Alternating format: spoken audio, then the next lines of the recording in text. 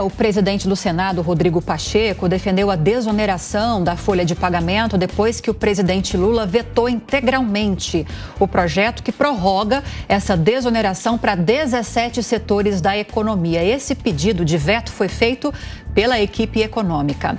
E sobre esse assunto, a gente conversa agora com o deputado federal Mendonça Filho, do União Brasil. Deputado, bem-vindo, bom dia e boa semana. Obrigado, bom dia para todos. A gente já tem falado sobre a grande possibilidade de que o Congresso derrube o veto do presidente Lula. Hoje nós destacamos nas manchetes dos principais jornais do dia que esse veto pode evitar com que o governo tenha de abrir mão de 19 bilhões na arrecadação. Como é que está a articulação aí entre deputados e senadores?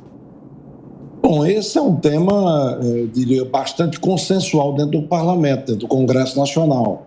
Eu antevejo muita dificuldade para o governo barrar a derrubada do veto, porque ele afeta vários setores da economia brasileira, como você bem destacou, e contribui para que a gente possa aumentar a empregabilidade, o acesso ao mercado de trabalho, reduzindo custos de contratação de mão de obra por parte desses segmentos econômicos. Então, minha visão é que o governo realmente terá uma surpresa desagradável, se é que será uma surpresa, porque o veto será derrubado, sim, pelo parlamento brasileiro. Deputado, na sexta-feira, quando justificou o veto do presidente, o ministro da Fazenda, Fernando Haddad, pediu tolerância e paciência do Congresso Nacional para que ele explique ao Congresso as razões do veto. Ele atribui as razões do veto a demandas constitucionais, da reforma da Previdência, por exemplo, a revisão a cada 8 anos de todas as isenções fiscais dadas a diversos segmentos da economia. Então, ele diz que está cumprindo o que determina a Constituição e que ele vai, na volta da viagem que vai fazer agora para a Conferência do Clima, apresentar ao Congresso soluções definitivas para esses setores. Há boa vontade desses setores para ouvir soluções definitivas que não a derrubada do veto, do veto feito pelo presidente da República? O espaço para que o ministro Haddad ele possa trazer explicações, defender a sua tese, o seu argumento com relação à questão da desoneração das folhas, está aberto. O parlamento é a casa onde todos podem opinar, né? É sempre bem-vindo a palavra de qualquer que seja o segmento e a autoridade pública, inclusive o ministro da Fazenda. Agora, eu entendo, eu pessoalmente, e acho que esse pensamento é majoritário, que ele não vai ter eco, ele não vai ter ressonância, não vai ter uma resposta positiva naquilo que diz respeito à defesa da manutenção do veto, porque há uma consolidação por parte da grande maioria dos parlamentares, a visão de que o Brasil precisa incentivar, estimular a geração de oportunidade de trabalho. E você aumentar a carga de impostos, de tributos sobre a folha de pagamentos, na prática, você dificulta a empregabilidade, o acesso de milhares de brasileiros, de milhões de brasileiros, a justamente o emprego. Então, ele vai ter, para mim, grande dificuldade de convencer a maioria à manutenção do veto. Além disso, eu destacaria o fato de que no atual governo, o governo do PT, há uma linha de atuação que ela é sempre buscando o equilíbrio pela receita. Ninguém pensa, no atual governo, em buscar reduzir custos da máquina pública, reduzir desperdícios, enxugar a máquina e, consequentemente, retirar ou diminuir a carga de impostos em cima de empresas e pessoas. Então, isso, para mim, traduz uma dificuldade a mais, porque toda a ação do atual governo ela passa necessariamente pelo aumento da carga de impostos, o que, para mim, é uma grande contradição e algo que bate de frente com o pensamento médio no parlamento brasileiro. Deputado, eu vou convidar os nossos comentaristas para essa conversa também. Amanda Klein, começando com você. Deputado, bom dia. Prazer falar com o senhor. Bom dia, Amanda. Deputado, esse finalzinho da sua fala, eu acho que é muito elucidativo para a gente tratar de algumas outras questões. Por mais que o senhor diga que o pensamento médio dos parlamentares é mais liberal e no sentido de contenção de gastos, quando se trata de fundo eleitoral, toda a conversa é de mais do que dobrar gastos. Né? Lembrar que em 2020 houve 2 bilhões de reais reservados para o fundo eleitoral. Dessa vez, os deputados querem 5, os senadores acham muito, querem reservar um valor menor. Quando se tratam de emendas parlamentares, tanto as obrigatórias quanto as livres, também é a mesma conversa. Hoje, esse ano foram 37 bilhões, ano que vem os parlamentares querem chegar a reservar 47 bilhões de reais. Ou seja, é uma conversa que não corta na própria carne, né? Quando se trata de recursos para parlamentares, o papo é sempre de aumento.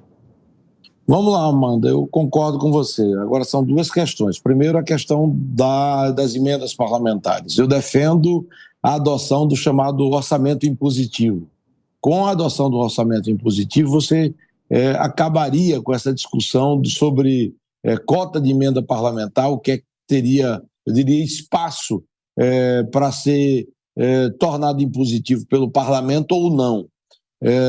Há de se levar em consideração também que antes do advento das emendas impositivas, o poder executivo, e aí eu não falo só do atual governo, utilizava da liberação de emendas para, por exemplo, convencer o apoio ou obter o apoio de parlamentares em favor de determinadas matérias. Então, havia, de fato, uma interferência do Poder Executivo na liberdade de voto de cada parlamentar no parlamento. Então, de um lado, eu concordo que a gente precisa ter limites com relação à imposição de emendas por parte de parlamentares, mas, ao mesmo tempo, mais liberdade para o parlamentar significa independência com relação ao Poder Executivo e fortalecimento de um pilar da democracia. Com relação ao segundo ponto que você destacou, questão do fundo eleitoral, pessoalmente sou contra o financiamento público de campanha. Destaco que quem impôs e que colocou o financiamento público como uma novidade na realidade política brasileira foi uma decisão do Supremo Tribunal Federal. Para mim, é equivocada. Eu defendo o financiamento privado. Evidentemente que quando você está numa disputa, você não pode ter uma disputa onde as armas em jogo de um parlamentar, de um político e outro sejam desiguais. Então, muitos têm que, eu diria, se utilizar do fundo eleitoral pelo fato de que, do contrário, ele não teria condições de se eleger. Mas, para mim, eu acho que é absolutamente inaceitável que, no momento de crise que o Brasil vive, você tenha que aumentar o fundo eleitoral de forma absurda, como você destacou agora. Então, minha posição no parlamento será no sentido de conter essa tendência ou essa tese de aumento absurdo do fundo eleitoral, tendo em vista a crise que vivemos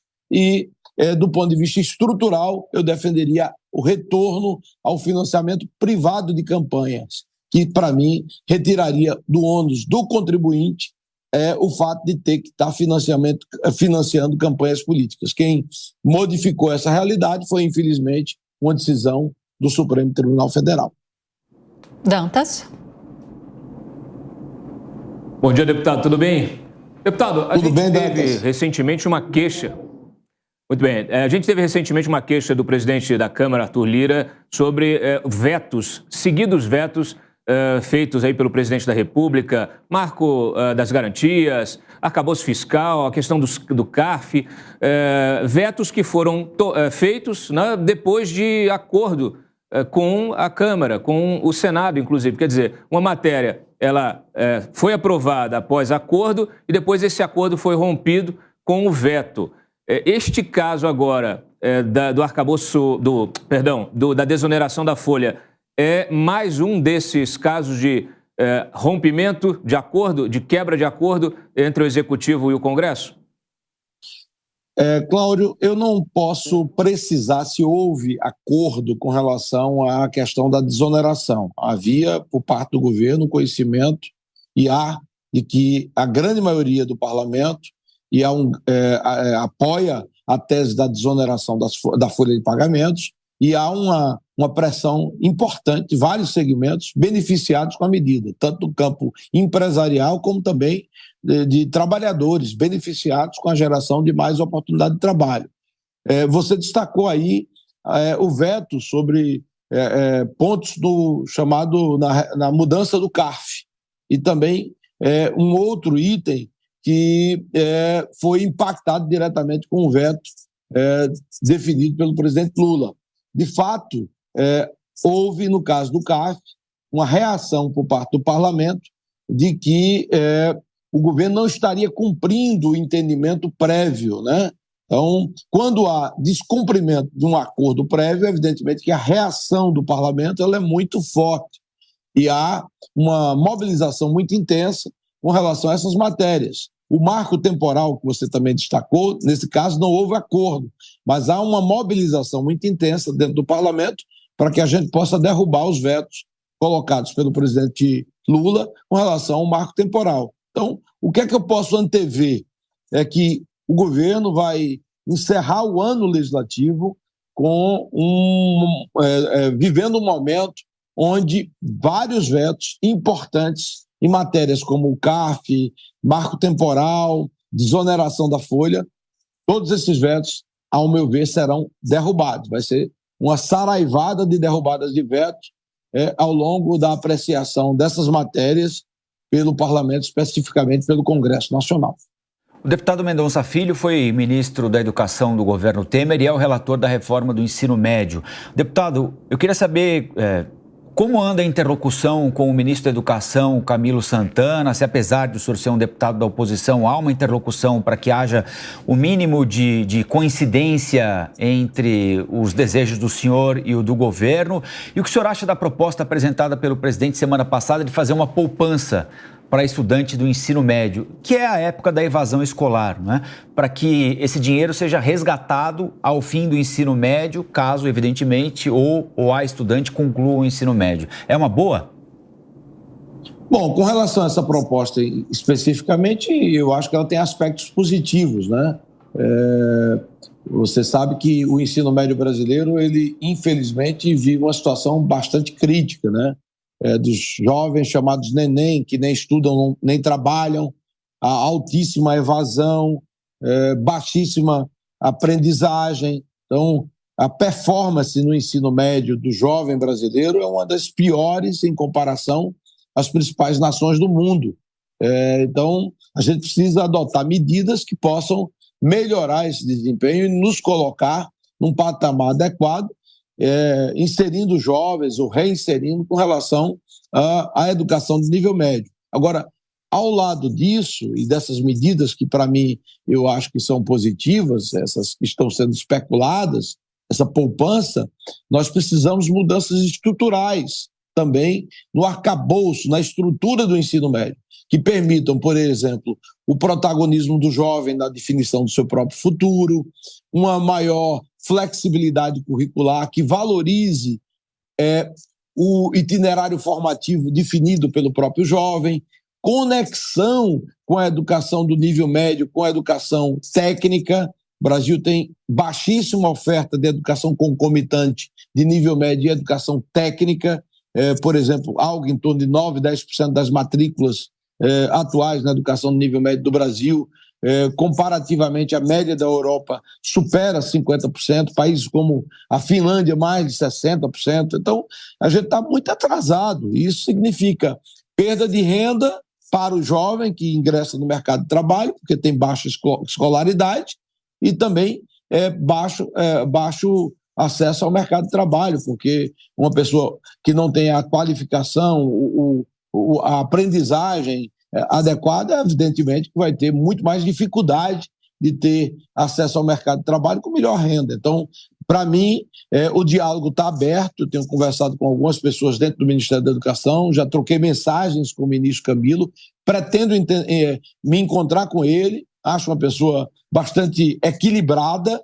A professora Isolda, que é a secretária executiva, também tem mantido o diálogo conosco e espero, evidentemente, formar um consenso que preserve a base do novo ensino médio que foi colocado em prática a partir de medidas votadas no âmbito do Congresso Nacional, à época que eu era ministro da Educação, no então governo do presidente Michel Temer, e que para mim é um avanço para a educação brasileira. Bom, nós conversamos com o deputado federal Mendonça Filho. Deputado, muito obrigado pela entrevista aqui para a Jovem Pan. Um bom dia para o senhor, até a próxima. Obrigado, um bom dia para todos vocês, especialmente para aqueles que nos acompanharam. Muito obrigado.